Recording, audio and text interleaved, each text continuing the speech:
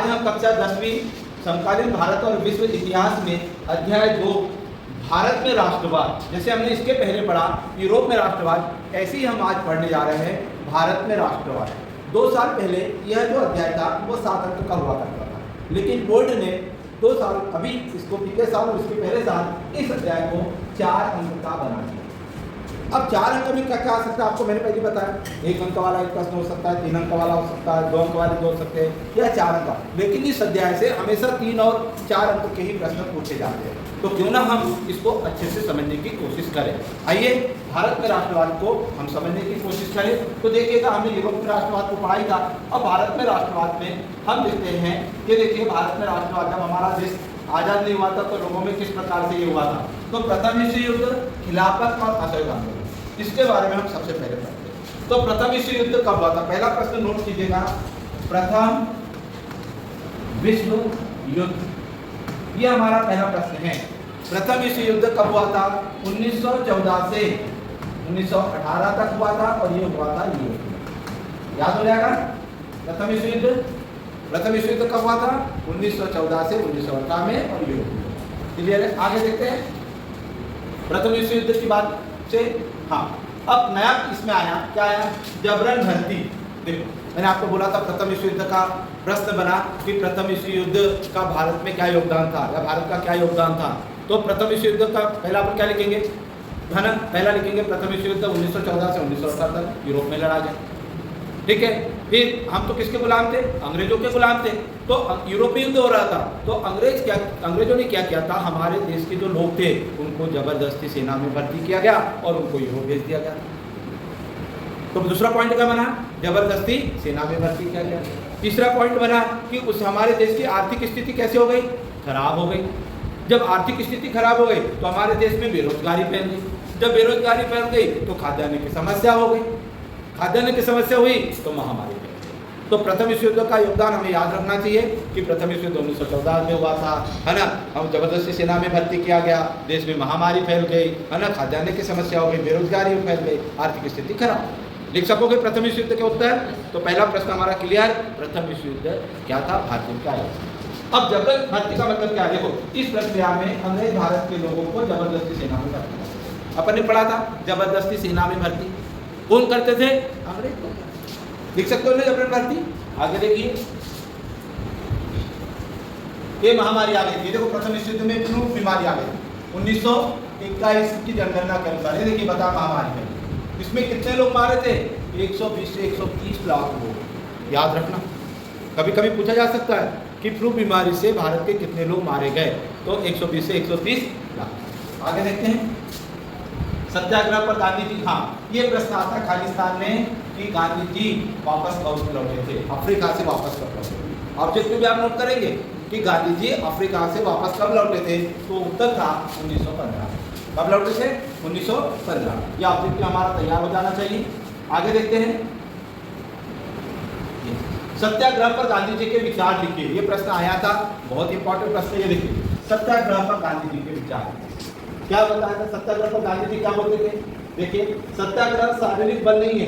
सत्याग्रही अपने शत्रु को कष्ट नहीं पहुंचाता, वह अपने शत्रु का विनाश नहीं चाहता। सत्याग्रह के प्रयोग में दुर्भावना के लिए कोई स्थान नहीं होता। सत्याग्रह शुद्ध आत्मबल है जो सत्य के लिए आग्रह करता है। ठीक है, सत्य की आत्मा का आधार होता है। तो अपने को सत्याग्रह के 2 पॉइंट मिल गए। सत्याग्रह शुद्ध आत्मबल है, सत्य ही आत्मा का आधार होता है ना? इसीलिए गांधी जी ने इसको सत्याग्रह। तो लिख सकते हो ना गांधी जी के सत्याग्रह पर विचार। ठीक है ना, ये अपने को पता होना चाहिए। ये प्रश्न, दूसरा प्रश्न नोट कीजिए। पहला प्रथम विश्व युद्ध, दूसरा सत्याग्रह पर गांधी जी के विचार। आगे देखते हैं, ये प्रश्न आया था गांधी जी ने 1917 में बिहार के चंपारण इलाके का दौरा कर दमनकारी बागान व्यवस्था के खिलाफ किसानों के लिए संघर्ष किया।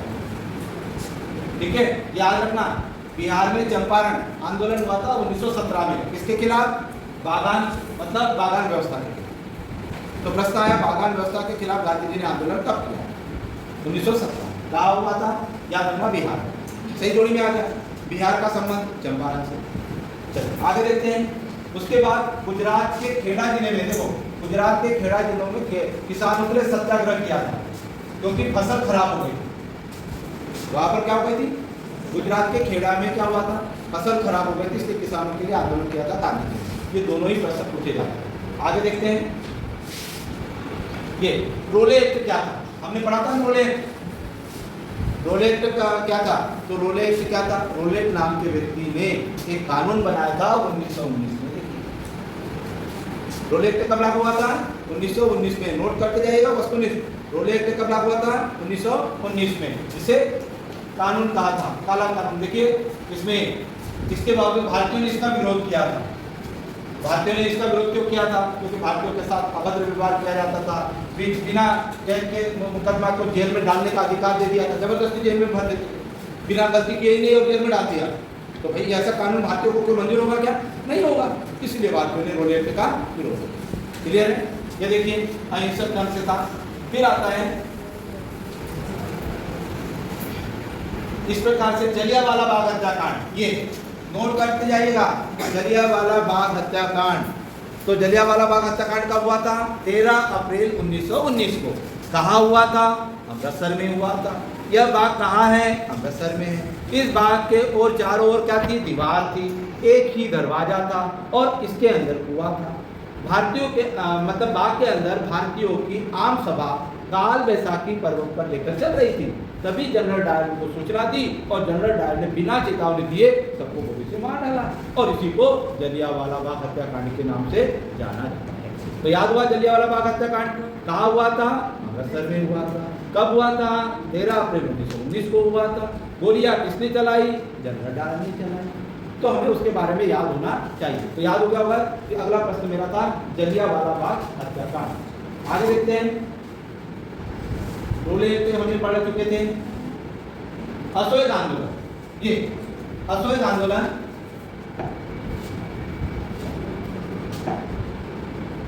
अश्वेत आंदोलन में देखते हैं, ये देखिए ये वाला खालिस्तान में आता है।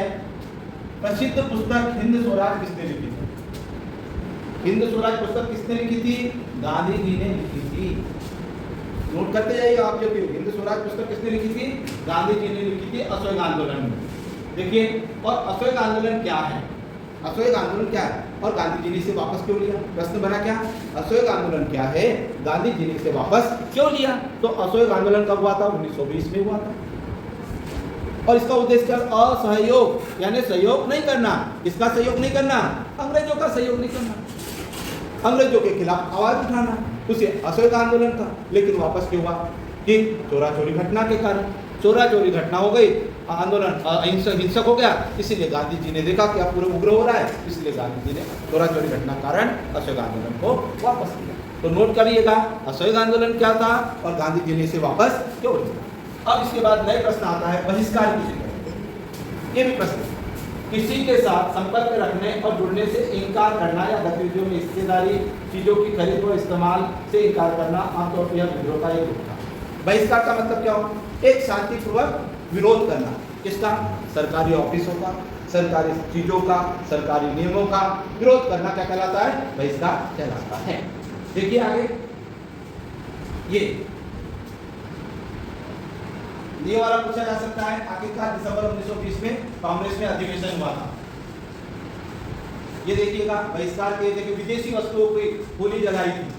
विदेश बहिष्कार का मतलब क्या था, विदेशी वस्तुओं का होली जलाई, ऑफिसरों का मतलब इसका कार्यालयों का विरोध किया। अब आता है आंदोलन के भीतर क्या हुआ था, खिलाफत आंदोलन। ये देखो अश्वेत और खिलाफत आंदोलन की शुरुआत कब हुई थी, 1921 में। खिलाफत आंदोलन की शुरुआत कब हुई थी, 1921 में। ये वाला पूछा जाता है पिकेटिंग क्या है, 2 अंक में पूछा जा सकता है पिकेटिंग क्या है, या 1 अंक पूछा जा सकता है पिकेटिंग क्या है। प्रदर्शन या विरोध का एक ऐसा स्वरूप जिसमें लोग किसी दुकान, फैक्ट्री या दफ्तर से भीतर जाने का रास्ता रोक लेते हैं। मतलब क्या है, दफ्तर, ऑफिस, विद्यालय या अन्य जगह जाने से मना करना पिकेटिंग कहलाता है। याद हुआ पिकेटिंग क्या है, ये याद होना चाहिए। आगे देखिए, ग्रामीण इलाकों में विद्रोह हुआ। हाँ, बेकार किसे कहते हैं, बेकार, प्रश्न आया बेकार किसे कहते हैं, यानी बिना किसी पारिश्रमिक के काम करवाना बेकार कहलाता है। बिना किसी पैसे दिए जबरदस्ती काम कराना क्या कहलाता है, बेकार। तो प्रश्न नोट किया, बेकार किसे कहते हैं। अब अगला है, गिरमिटिया मजदूर कौन थे। देखिए गिरमिटिया मजदूर एक आनुबंधिक मजदूर एग्रीमेंट थे जो विदेशों पर काम करने के लिए ले जाया करते थे, जैसे गिरमिटिया मजदूर। गिरमिटिया में मजदूर आनुबंधिक मजदूर थे। आनुबंधिक का मतलब कैसा, ठेका, कि भाई मैंने आपको 10,000 रुपये दे दिया साल भर के, अब आप मेरे लिए काम करोगे, कितना भी काम करो, तो अनुबंध हो गया।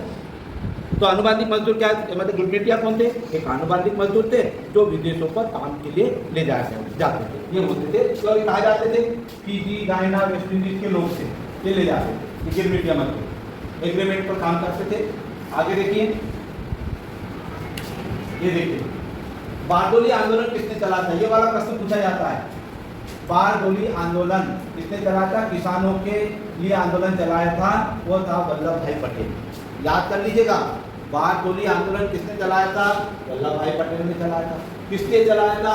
भू राजस्व के सम्मान के खिलाफ। अंग्रेजों ने भू राजस्व बहुत खती बढ़ा दिया था, तो इसके लिए गुजरात में बारडोली आंदोलन चलाया था। याद रखना है, किसने चलाया था? सरदार वल्लभ भाई पटेल। ये उसके बाद आगे देखते हैं, बागानों का स्वरूप, हमने बागान वाला पढ़ चुके थे राष्ट्रीय आंदोलन में गांधी जी के बारे में। ठीक है, ये चोरा चोरी घटना है। चोरा चोरी का प्रश्न नहीं भी आ सकता है। चोरा चोरी का है गोरखपुर में। क्या हुआ था? बाजार से गुजर रहा शांतिपूर्वक जुलूस था, है ना। जुलूस में क्या हुआ? पुलिस के हिंसक टकराव में बदल गया और इस घटना के चलते महात्मा गांधी ने अभिवादन वापस। याद हुआ? चोरा चोरी घटना। ये देखिए चित्र में देखिए, आगे देखिए, सविनय अवज्ञा आंदोलन। प्रश्न लिखिए, सविनय अवज्ञा आंदोलन क्या था और गांधी दिल्ली से वापस क्यों ठीक है? सविनय अवज्ञा, देखो फरवरी 1922 में महात्मा गांधी जी ने असहयोग आंदोलन का फैसला वापस किया। खालिस्तान में आ सकता है कि गांधी जी ने असहयोग आंदोलन वापस कर दिया था। कब दिया था? फरवरी 1922। ये सविनय अवज्ञा आंदोलन गांधी जी ने किया था। किसके खिलाफ किया था? अंग्रेजों ने किया था। शांतिपूर्वक विरोध किया था। शांति को सविनय निवेदन को उसे सविनय अवज्ञा आंदोलन कहते हैं। ये देखिए, ब्रिटिश राजनीतियों के विरोध में चुनाव किया। उसके बाद हम बात कर रहे हैं आर्थिक मंदी। ये भी प्रश्न पूछा जाता है, आर्थिक मंदी का असर। ये साइमन कमीशन क्या था? ये वाला प्रश्न नोट कर लीजिएगा कि साइमन कमीशन क्या था। तो अपने साइमन कमीशन को पढ़ा। साइमन कमीशन कब आया था भारत में? 1928 में आया। नोट करते जाइएगा, साइमन कमीशन कब आया था भारत में? 1928 में आया था। और इसे भारतीयों ने वापस जाओ के नाम दिया। भारतीयों ने इसे क्या? वापस जाओ। जैसे रोले एक्ट को काला कानून कहते हैं, वैसे साइमन आयोग को वापस जाओ के नाम लगाया। क्लियर है? आइए ये देखिए, भारतीयों ने इसका विरोध किया था गांधी। उसके बाद हम बात कर रहे हैं आगे, ये नमक यात्रा, दांडी यात्रा। नमक यात्रा को किस नाम से जाना जाता है? दांडी यात्रा। दांडी यात्रा किसने की थी? गांधी जी ने 12 मार्च 1930 को की थी। क्या किया था? ध्यान से सुनिएगा। दांडी यात्रा 12 मार्च 1930 को गांधी जी ने की थी। कितने लोग थे? 79 लोग थे। साबरमती आश्रम से, ठीक है, साबरमती आश्रम से दांडी तक के, दांडी एक गाँव का नाम है जो समुद्र के किनारे था, तो वहाँ पर समुद्र के पानी से नमक बनाया था, इसीलिए दांडी यात्रा को नमक कानून आंदोलन कहते हैं, क्योंकि अंग्रेजों ने नमक पर अधिक टैक्स लगा दिया। तो दांडी यात्रा फाइनल हो गई। कब हुई थी? 12 मार्च 1930 को। किसने की थी? गांधी जी ने की थी। क्यों की थी? नमक कानून तोड़ने के लिए। कहाँ से कहाँ तक की थी? साबरमती आश्रम से दांडी। कितने लोग थे? 79। तो आप लोग देखते आगे, गांधी जी ने चेतावनी दी होता। अच्छा, इसमें गांधी जी ने 78 विश्वसनीय वॉलंटियर लिखा हुआ है, तो 79 के जगह कितने लिखिए? 78। कितने लोग थे? 78 लोग थे। और कितने मील यात्रा थी? 240 किलोमीटर, 10 मील।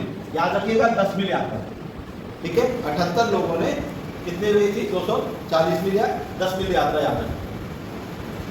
ये देखिए, 6 अप्रैल में वह दांडी पहुंचा, वहाँ समुद्र के पानी से नमक बनाया।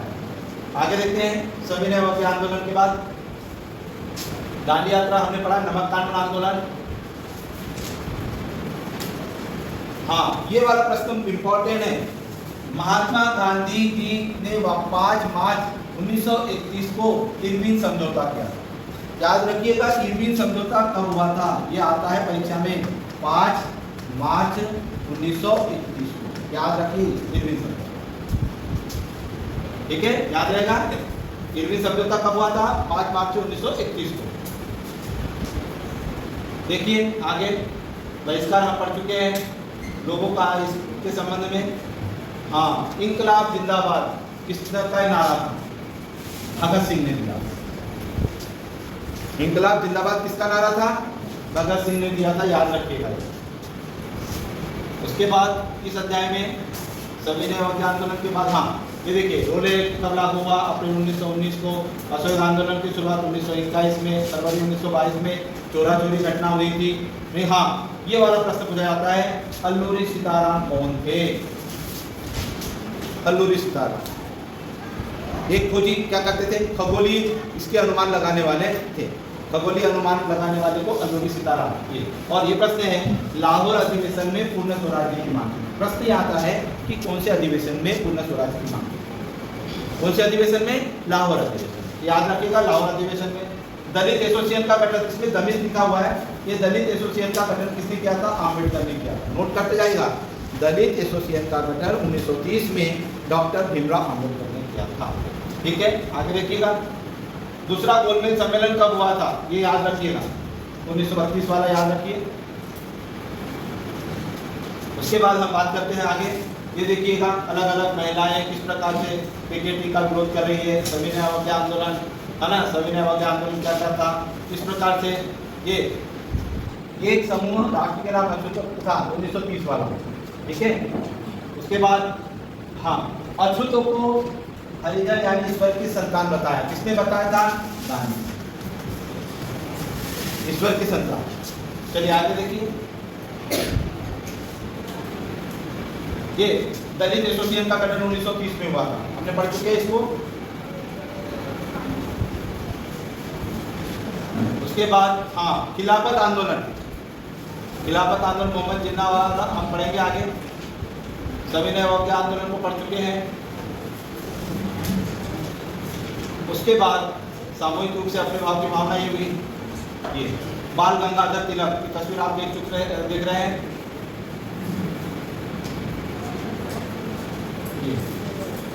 वंदे मातरम गीत किसने लिखा था? ये प्रश्न पूछा जाता है, वंदे मातरम गीत किसने लिखा था? देख लो ये वंदे मातरम गीत।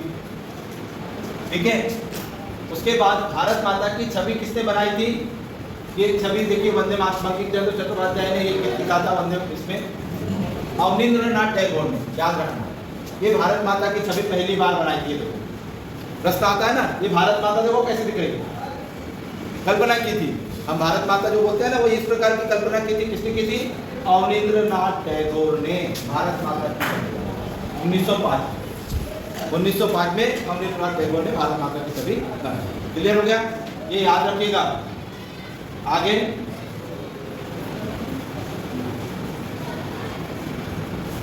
हम देखते हैं इसमें, तो हमने इसमें भारत में राष्ट्रवाद में जलियांवाला बाग हत्याकांड। देखिए भारत छोड़ो आंदोलन, मैंने आपको इस पर बताया था। भारत छोड़ो आंदोलन 8 अगस्त 1942 को हुआ। ये देखिए 8 अगस्त 1942 को हुआ था। और इसी आंदोलन में गांधी जी ने करो और मरो का नारा दिया था। इसी आंदोलन में गांधी जी ने क्या दिया था? करो और मरो का नारा दिया था। याद, करो और मरो का नारा किसने दिया? तो गांधी जी ने दिया। ये हमें याद होना चाहिए। और इस आंदोलन ने क्या किया? पूरे संपूर्ण देश के लोगों ने भाग लिया था, चाहे बच्चे बुजुर्ग युवा। किसके खिलाफ? अंग्रेजों के खिलाफ। इसी आंदोलन ने अंग्रेजों की जड़ें हिला दी थी। इसी आंदोलन ने आज़ादी की जोत जलाई थी, राष्ट्रवाद की प्रेम की भावना बढ़ाई थी। ये था भारत छोड़ो आंदोलन, इसमें करो और मरो का नारा। ठीक है, तो इस प्रकार से हमने इस अध्याय में बहुत सारी चीजें पढ़ी। प्रथम विश्व युद्ध का क्या योगदान था, रोमियो का क्यों विरोध किया गया, गांधी जी ने असहयोग आंदोलन क्यों वापस लिया, अन्य जलियांवाला बाग हत्याकांड पर टिप्पणी को साइमन आयत कब आया था, ये सब चीजें हमने इस अध्याय में पढ़ी। तो भारत के राष्ट्रवाद में हमने पढ़ा प्रथम विश्व युद्ध, दूसरा पढ़ा जलियांवाला बाग हत्याकांड, तीसरा पढ़ा दांडी यात्रा, चौथा पढ़ा हमने हाँ खिलाफत आंदोलन। ये वाला जो छूट गया था। तो खिलाफत आंदोलन 1922 में दो मुस्लिम भाइयों ने किया था। मोहम्मद, तो क्या नाम था उसका? मोहम्मद शौकत अली और मोहम्मद अली, दो भाई, शौकत अली और मोहम्मद अली, दो भाइयों ने, है ना, ये खलीफा का विरोध के इसमें किया था। ये याद रखिएगा, खिलाफत आंदोलन। ठीक है, चलिए तो हमने इस अध्याय में क्या क्या पढ़ा? पहला प्रथम विश्व युद्ध, दूसरा हमने दांडी यात्रा, तीसरा जलियांवाला बाग हत्याकांड, चौथा रोडेन, पांचवा साइमन आयोग क्या था, छठवा हमने पढ़ा भारत छोड़ो आंदोलन, खिलाफत आंदोलन। इस प्रकार से इस अध्याय से हमने सभी के बारे में पढ़ा। यह 4 अंक का अध्याय है, सभी को अच्छे से तैयारी भी आना चाहिए। आप इस वीडियो को देखेंगे, 2-3 बार देखेंगे तो आपको पूरे अध्याय की समरी आपके कंप्लीट हो जाएगी। Thank you.